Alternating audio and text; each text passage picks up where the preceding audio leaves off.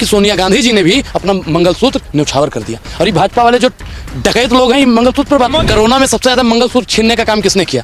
मंगलसूत्र छीन कर अडानी और अंबानी का कर्जा माफ करने का काम किसने किया? मंगलसूत्र छीन करके आपको पता होगा नोटबंदी के समय पर लाइन में खड़ा करने का काम किसने किया? प्रधानमंत्री नरेंद्र मोदी जी की सरकार में देश की तमाम महिलाओं का मंगलसूत्र छीना गया है। मुसलमान पर ज्ञान वो आदमी दे रहा है जो खुद अपने बाप की छठी औलाद है।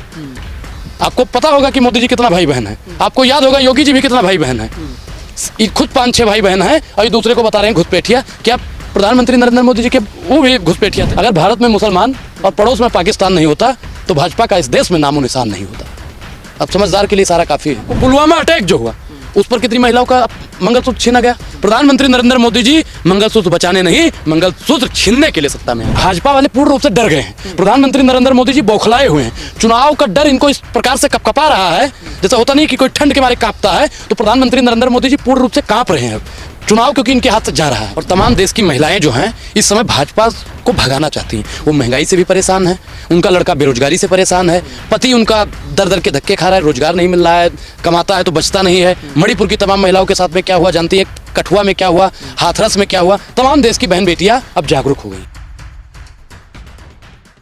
दोस्तों नमस्कार, मेरा नाम है अरुण और आप देख रहे हैं टाइम्स एक्सप्रेस। आज एक बार फिर से जो है हमारे साथ अनुराग ओझा है, इनसे बातचीत करेंगे। सामाजिक कार्यकर्ता है, ये किस तरह से देखते हैं प्रधानमंत्री नरेंद्र मोदी का जो भाषण है पिछले 8 से 10 दिन के अंदर जिस तरह की बयानबाजी सामने आई है उसको लेकर किस तरह से देखते हैं? सबसे पहले अनुराग जी से बातचीत करते हैं। अनुराग जी, कैसे आप देख रहे हैं? प्रधानमंत्री मोदी सबसे पहले कहते हैं कि कांग्रेस पार्टी का जो मैनिफेस्टो है इसमें मुस्लिम लीग की झलक है, कैसे आप देख रहे हैं? देखिए, सबसे पहले मुस्लिम लीग के साथ में मिलकर सरकार किसने बनाई थी, ये प्रधानमंत्री नरेंद्र मोदी जी को जानना बहुत जरूरी है। श्यामा प्रसाद मुखर्जी ने। दूसरी बात करते हैं कांग्रेस के मैनिफेस्टो पे। प्रधानमंत्री नरेंद्र मोदी जी को पढ़ना लिखना बहुत जरूरी है क्योंकि उन्होंने कांग्रेस का मैनिफेस्टो नहीं पढ़ा है। उसमें पढ़े और कौन बता रहा है फिर उनको? कौन बता रहा है? बेवकूफ आदमी है जो बता रहे हैं उनको। प्रधानमंत्री नरेंद्र मोदी जी को पहले ये देखना चाहिए कि उसमें कहा लिखा है मुस्लिम लीग की झलक नजर आ रही है। आपने पढ़ा होगा किसान न्याय की बात हुई है। किसान भाई कोई भी हो सकता है। महिला न्याय की बात की गई है। प्रधानमंत्री नरेंद्र मोदी जी के लिए ये सब कोई जरूरी भी नहीं है। उन्होंने युवा के न्याय के बारे में बात की है, श्रमिक न्याय के बारे में बात की है, भागीदारी पर बात तो ये भी कह रहे हैं कि उसमें मुस्लिम लीग की कहाँ बात आ गई? पहले उस पर स्पष्ट कीजिए, फिर आगे मुद्दे पर बात करेंगे। वो बेवकूफ़ आदमी गद्दी पर बैठ गया है, उसको यही नहीं पता है कि मुस्लिम लीग की झलक कहाँ से आती है। और वो तो ये भी कह रहे हैं कि महिलाओं के जो हमारे देश की जो बहन बेटी महिलाएं हैं उनका जो सुहाग की जो निशानी होती है मंगलसूत्र, उसको कांग्रेस छीनना चाहती है। एक चीज बताइए, कोरोना में सबसे ज्यादा मंगलसूत्र छीनने का काम किसने किया? मंगलसूत्र छीन कर अडानी और अंबानी का कर्जा माफ करने का काम किसने किया? मंगलसूत्र छीन करके आपको पता होगा नोटबंदी के समय पर लाइन में खड़ा करने का काम किसने किया? प्रधानमंत्री नरेंद्र मोदी जी की सरकार में देश की तमाम महिलाओं का मंगलसूत्र छीना गया है। कांग्रेस मंगलसूत्र छीनने वाली पार्टी है। देश के लिए आपको पता होगा कि सोनिया गांधी जी ने भी अपना मंगलसूत्र न्यौछावर कर दिया। और ये भाजपा वाले जो डकैत लोग हैं, ये मंगलसूत्र पर बात मोदी जी क्यों मंगलसूत्र की बात कर रहे हैं? देखिए, जब भाजपा वाले पूर्ण रूप से डर गए हैं, प्रधानमंत्री नरेंद्र मोदी जी बौखलाए हुए हैं। चुनाव का डर इनको इस प्रकार से कपकपा रहा है, जैसा होता नहीं कि कोई ठंड के मारे कांपता है, तो प्रधानमंत्री नरेंद्र मोदी जी पूर्ण रूप से कांप रहे हैं। अब चुनाव क्योंकि इनके हाथ से जा रहा है, हार रहे हैं मोदी जी। प्रधानमंत्री नरेंद्र मोदी जी 100 और 120 सीट के बीच में ही सिमट रहे हैं। जब से राहुल गांधी जी ने एक बात बोल दी है कि सरकार बदलेगी तो ऐसी कार्रवाई होगी तो कि दोबारा कार्रवाई करने की जरूरत नहीं पड़ेगी, तब से प्रधानमंत्री नरेंद्र मोदी जी को नींद नहीं पड़ती है। इसलिए वो तनाव में आकर ऐसे बयानबाजी दिया करते हैं। तो आपको नहीं लग रहा कि जो मंगलसूत्र है हमारे देश के लिए जो है ये भावना का मामला है? और अगर इस तरह की बात भावना पे आपने बात की, इनका एक बाबा है जो कहता है जिनके गले में मंगलसूत्र नहीं होता है वो खाली प्लॉट होता है। और आज प्रधानमंत्री नरेंद्र मोदी जी कह रहे हैं कि मंगलसूत्र पर चर्चा कर रहे हैं। यशोदा बहन का मंगलसूत्र ही बचा पाए हैं। जो अपने व्यक्तिगत हो रहे हैं, मैं किसी का व्यक्तिगत नहीं हो रहा हूं। जो अपने पत्नी का मंगलसूत्र ना बचा पाए वो देश की महिलाओं का मंगलसूत्र बचाएगा? ये वर्तमान सरकार डकैतों की सरकार है। ये मंगलसूत्र छीनेंगे, अडानी का कर्जा माफ करेंगे, मंगलसूत्र छीनेंगे, 8,500 करोड़ का हेलीकॉप्टर खरीदेंगे, मंगलसूत्र छीनेंगे, मर्सिडीज खरीद लेंगे, मंगलसूत्र छीनेंगे, इलेक्ट्रोल बोर्ड में चंदा खरीद। चुनाव लड़ने के लिए चंदा इकट्ठा कर लेंगे, मंगलसूत्र छीन के महंगाई और बेरोजगारी बढ़ा के। प्रधानमंत्री अगर कोई बात कह रहे हैं तो उसका कुछ तो वजन होगा ना, कुछ तो सब मतलब होगा, ऐसे तो नहीं है कि कुछ भी बोल दे रहे हैं। प्रधानमंत्री का मतलब समझते हैं, देश के मुखिया है, सुन लीजिए भाई साहब, देश के मुखिया है। अगर वो ये कह रहे हैं कि अगर कांग्रेस पार्टी की सरकार बन गई तो देश की सारी संपत्ति को इकट्ठा करके जो है उनको दे देंगे जिनके ज्यादा बच्चे हैं। ए भाई साहब, उन्होंने घुसपैठिया शब्द भी बोला। रमेश बिदुड़ी नाम याद होगा आपको? रमेश बिदुड़ी संसद के अंदर दानिश अली को जो बोला था, बाहर प्रधानमंत्री जी बोल रहे हैं। खैर मैं उसी पे मुद्दे पे ही बात, वही पैटर्न है, पैटर्न तो वही है। सैया बने कतवाल तो डर का है बात का, लश्कर तुम्हारा, सरदार तुम्हारा, सब कुछ तुम्हारा है। आपने ज्यादा बच्चे की बात की। मुसलमान पर ज्ञान वो आदमी दे रहा है जो खुद अपने बाप की छठी औलाद है। आपको पता होगा कि मोदी जी कितना भाई बहन है, आपको याद होगा योगी जी भी कितना भाई बहन है। खुद 5-6 भाई बहन है और दूसरे को बता रहे हैं घुसपैठिया। क्या प्रधानमंत्री नरेंद्र मोदी जी के वो भी घुसपैठिया थे, मतलब घर वाले घुसपैठिया अपने आप को? और आपको तो पता होगा कि श्रीनिवास जी ने भी ट्वीट किया था कि क्या मोदी जी भी घुसपैठिया हैं? ज़्यादा बच्चे पैदा कर देना भी मतलब क्या है भाई साहब? ये कहीं ना कहीं अपमान किया जा रहा है लोगों को। घुसपैठिया बोला जा रहा है, रिहुंगिया बोला जा रहा है, पता नहीं किन किन शब्दों से प्रधानमंत्री नरेंद्र मोदी जी लोगों को आज संबोधित कर रहे हैं। वो कह रहे हैं कि भाई कांग्रेस पार्टी मानती है कि देश की संपत्ति पर पहला हक मुसलमानों का है। ये किसने बोला था भाई? कांग्रेस ने कब बोला? मनमोहन सिंह जी ने क्या बोला था? बताइए आप, बताइए। नरेंद्र मोदी जी पढ़े लिखे नहीं है तो टाइम एक्सप्रेस तो पढ़ा लिखा है, बताइए आप। उन्होंने तो बोला था कि भाई देश की जो संपत्ति है उस पर पहला हक दलित, आदिवासी, मुसलमान। अब अरे भैया मोदी जी इधर आइए, आप आइए। अब आप बताइए कि दलित, पिछड़ा, आदिवासी सबका नाम उन्होंने लिया था। आई भाजपा वाला मुसलमान मुसलमान मुसलमान मुसलमान मुसलमान मुसलमान मुसलमान मुसलमान मुसलमान पे ही क्यों टिका है?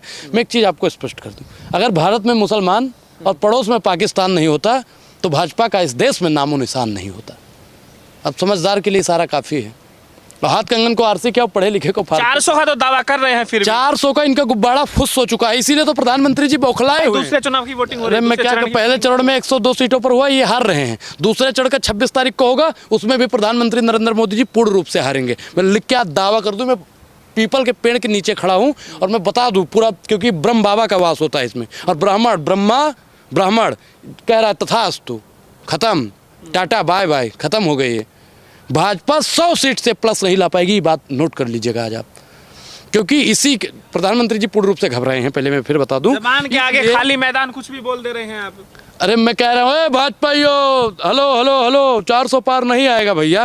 ये भाजपा वाला अगर बैठा भी होता ना सामने, तब भी मैं यही बात बोलता, क्योंकि प्रधानमंत्री जी क्या बोल रहे हैं? अनर्गल बयानबाजी दे रहे हैं। उनको संवैधानिक प्रधानमंत्री पद की गरिमा जो होती है, उस गरिमा को भी तार तार कर रहे हैं।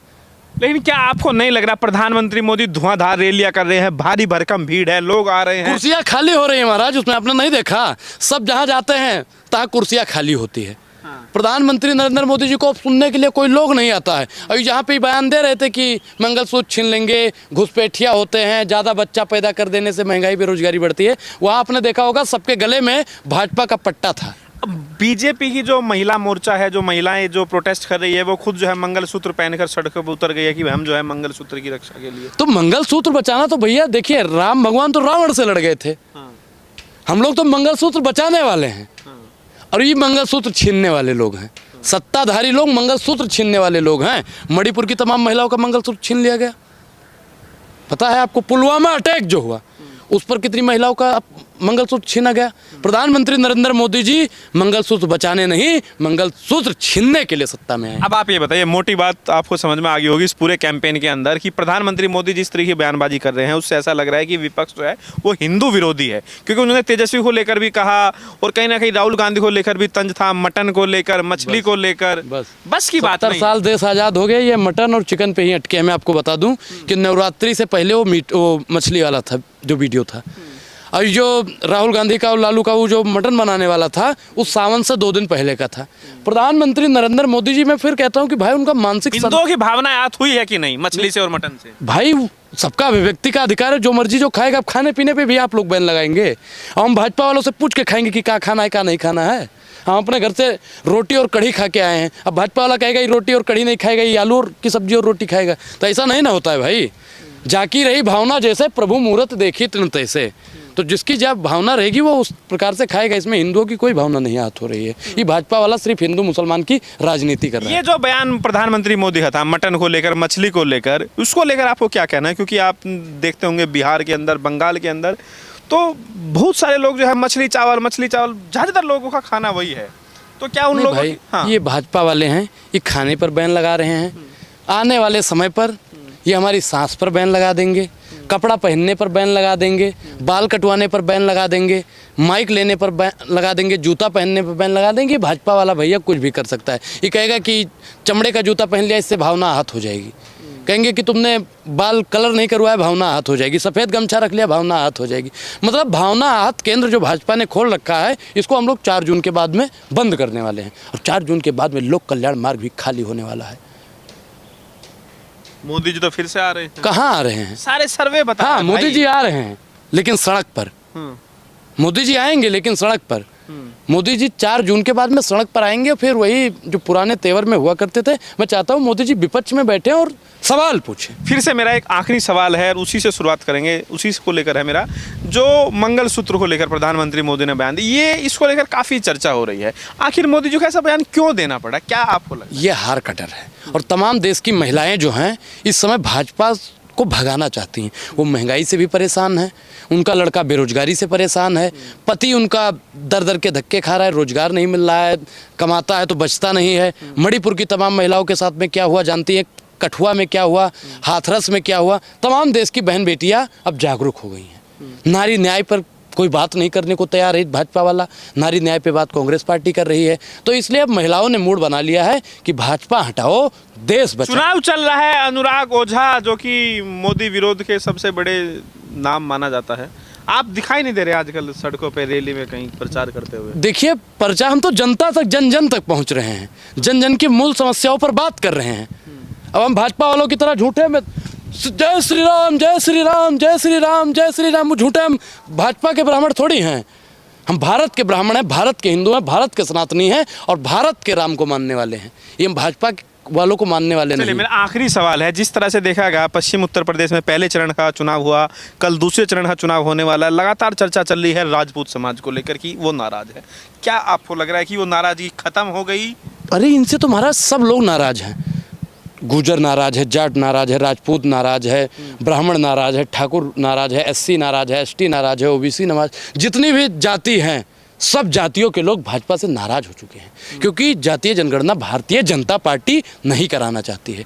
हिस्सेदारी न्याय पर भारतीय जनता पार्टी बात नहीं करना चाहती है। किसान समाज का लोग नाराज है क्योंकि जयंत चौधरी साहब छोड़ चुके हैं और किसानों की बात भारतीय जनता पार्टी नहीं कर रही है। और मैं तो कह रहा हूँ आप जैसे जितने भी पत्रकार हैं वो लोग भी नाराज हो जाएं, क्योंकि पत्रकारों की भी बात भारतीय जनता पार्टी नहीं कर रही है। ये पत्रकार किसी पार्टी के लिए थोड़ी होता है, पार्टी के लिए नहीं होता है। तो ईडी और सीबीआई क्या करने के लिए पत्रकारों के यहाँ चली जाती है? गलत करेगा तो उसके लिए जाती है। अच्छा, तो आप लोग सही कर रहे हैं। महंगाई पर बात नहीं करोगे तो ईडी सीबीआई नहीं जाएगी।